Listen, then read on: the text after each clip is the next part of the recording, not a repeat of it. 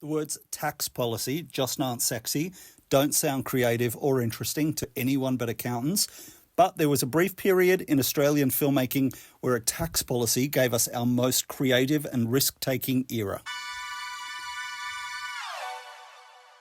10BA was the name of a tax policy that was introduced in the early 1980s to encourage investment in the arts.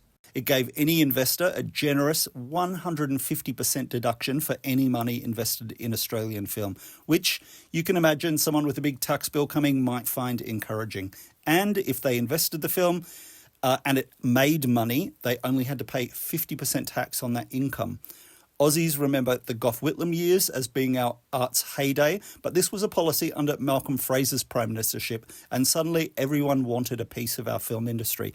This very generous tax policy saw, in the 8 years after it was introduced in 1981, 227 feature films funded. Now, there were plenty of shoddy filmmakers who were more than happy to help cashed-up investors dodge the tax man without producing anything of quality, but the era also gave us some of our all-time best films.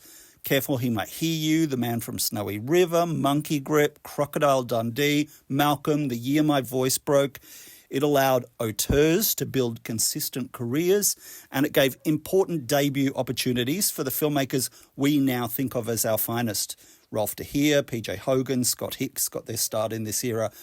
By 1988, the Keating government had realised what a hole this generous tax concession was putting in the government coffers, and they reduced the financial incentive to just claiming back 100% of your investment. Still helpful in encouraging investment, though not to that same level, leading to 176 features produced from 1988 to 2007, when the scheme was killed off under the Howard government. These years under 10BA gave us plenty of cowboys, but those cowboys tried new things and some of them were amazing.